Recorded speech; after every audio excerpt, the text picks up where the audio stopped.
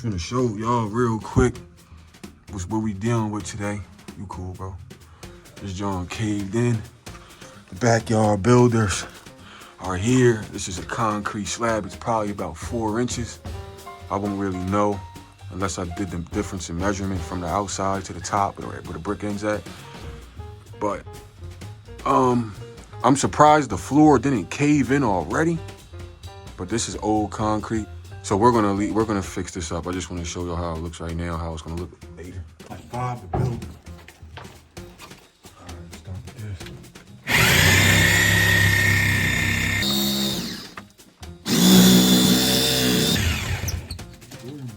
What was that? Was that wood or was that brick? Bro, that was brick. I don't think God will let me have to it, but we might. There's a possibility we might have to flee this journey. Alright, so Go out that way, bro. You just put your arms by my head. bro, that's concrete, bro.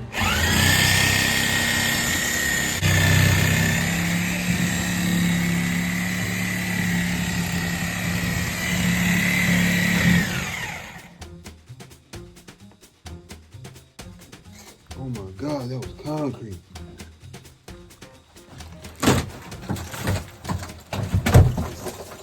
This Jones definitely. Indiana Jones. Let's take this right here.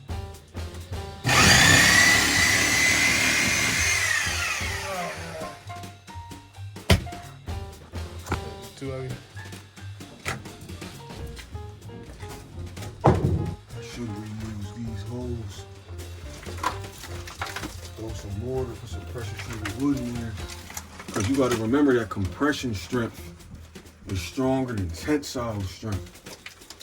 Tensile strength is if you break something like this in half. But compression strength is the weight on something. So if I was to put that 2x8 right in here and then put it in the other crack right there, that would be like the other one going that way. That's compression strength. It would take more weight. But if say I put a board right here and I bolt and I anchor into this, right? If I just say, let me go inside the cracks and screw wood into there, and then I hang and I run the wood into that wood, like this, say I put a board here and run wood to it and just drill it in, the joist hangers can only take about 500 pounds. If this starts to cave in, bro, then what's gonna happen is the Tapcons, the downward force, will start to push this up. So much weight, it's like a sawsaw. The screws that go inside here will start to lift up and push it up and will cave in. Right there, it's not even sitting on top of the brick there either. For you guys who don't know what's going on, basically the concrete had no support. So it was poured not on top of the foundation, but within the foundation. So there had no support. So in other words, this was a disaster waiting to happen. Up. I don't know how it didn't cave in yet. I swear to God, I don't know how it didn't cave in yet. This is a major structural problem right here. This could kill somebody. I don't know how this joint didn't cave in yet, I swear to God. Bro, Joe, I'm saving lives. I'm saving lives. Bro, don't worry. You remember where Shaman Meshach and Abednego when they threw him in the fiery tower? Mm-hmm. Bro, that's us right now, bro. God's angels right here. We're not dying. We still got what we got. We still got things to accomplish.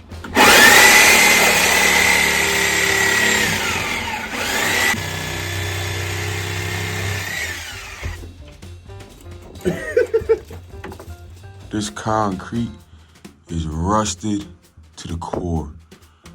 So a lot of the strength that was in this concrete platform is gone. Because that rebar adds to the tensile strength of the concrete. So it can't take that much weight on it when that rebar starts to rot. And that looks pretty rotted out, like bad. So this definitely has to be supported all the way through. When rebar rusts, it swells, right? Doesn't this look like it's swelling? When it swells, guess what happens? It chips and breaks the concrete. So this thing is highly unstable right now. we have this whole wall right here that the concrete is not supporting. My fault, the brick is not supporting the concrete. And if we look up right there, we can be sure. We see the concrete butts up against the brick. So there's no support right here either. I want to give you guys, all right, so all I did, guys, was where the old joist was right there, the ones that rotted out, I'm going to go ahead and just put them back in there. And I'm going to make everything meet. I'm going to make everything meet right here. But anyways, I'm going to give you guys a quick tutorial. Guys, so now I got this bolted down, nailed down to the ground. And then here we go, like I showed you before. The only thing about this is for some reason, that side is touching, this side isn't. See that? How it starts to close? And it closes, it's nice. I'm about to show y'all how to move this up. I'm about to blow you guys' mind. Pay attention to this. So, who said you couldn't use a car jack?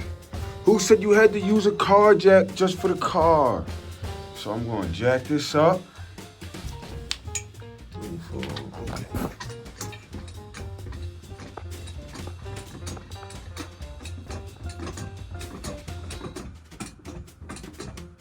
Y'all see it closing? See that car jack working? All right, guys, as you see, because I used that car jack to get this, jack this up, now everywhere is flat. You want everything touching, okay? Leaving gaps are unacceptable. Do what you do, would do at somebody else's house to your house. I mean, do what you would do at your house, somebody else. All right, guys, so now I'm gonna go ahead, this one's already up, and I'm gonna go ahead and screw a 4x4 here, my fault, 2x4 here, 2x4 here, and I'm gonna add the 4x4s to support these, and I'm gonna add an A column to stop these from twisting, but I'm gonna show y'all that real soon. All right, guys, this is a quick rundown. Everything's gonna go on top of these 4x4s. These things could take so much weight. Okay, we got it nice and perfect this direction. We got it nice and perfect this direction. It don't even gotta be perfect. It's just like I really just can't help it, you know, but I just wanna show you guys a quick rundown. I'm gonna show you guys when it's all done.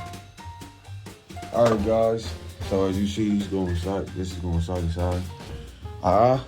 These are called A channel, A pillar, A column, A something. So what these do, all right, so as the world, as the you know, the world moves, the earth moves, these joists that you see can start to shift like that. But when you put something like this in between them, it stops this from being able to twist because this is right here. So when you install these, you want to put them, see how those meet right there, those two joists? You want to put them on top of the 2x4. Here we go, I'll put it up there. Tap that in. You want to flush from the bottom.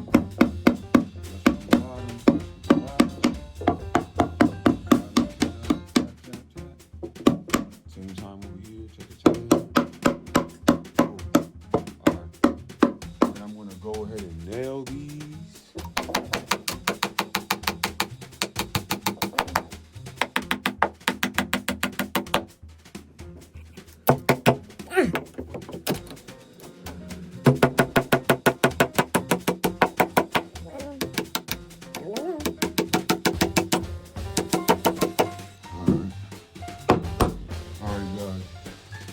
So when you do it like this, the weight from these, now this is resting on the 4x4 also. So all the weight from everything is going to be transferred down into this 2x4, which is going to the concrete foundation. When a lot of people build, they use like joist hangers and stuff, and that's fine, but it's always to build in a way where nothing's, like I said, guys, compression strength. If you build using compression, it will always be stronger. You always want something pressed down on something instead of something hanging. So I'm gonna just show you guys when it's all done. It's almost done though. Guys, so I'm all done, the construction. This is gonna be nice, strong. Got everything up. You don't have to worry about that width because that concrete can support that weight. We just wanted to secure most of it because the concrete does have rebar in it, even though that some of it's rusted. Man, still got it pretty. But this is just strong enough, and we got these right here. Everything comes and sets on to these 4x4 posts, which I supported with those just to give it more weight. So what I'm gonna do right now, guys, is I'm gonna go mix up some concrete rapid set, and I'm gonna shove it in there just to stop these joists from moving. And then also, as you see right here, we got direct water coming when it rains. I'm gonna patch this up too. Good Lord, mercy. So, and then the same thing for over there. I'm gonna patch those up. So, guys, stay with me. And I forgot to mention, this is the concrete that I'm gonna use right here. Pretty good one. This is gonna take care of it. So I'm just gonna show you guys when it's all done. So stay tuned. Looks about right. All right, guys, we all done. Let's take a second. Let's go look at the concrete patch up. Stuffed it.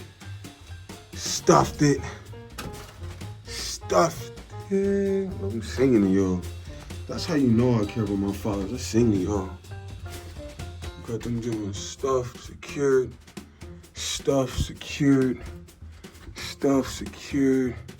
Pour some concrete up there because it was big leaks from the porch upstep. But this is gonna hold up this porch. The backyard builder.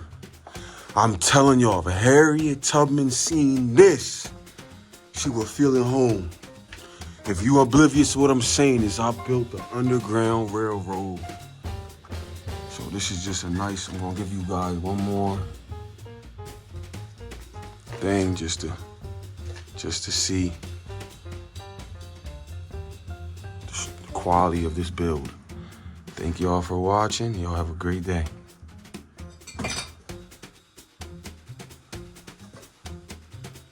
My knees!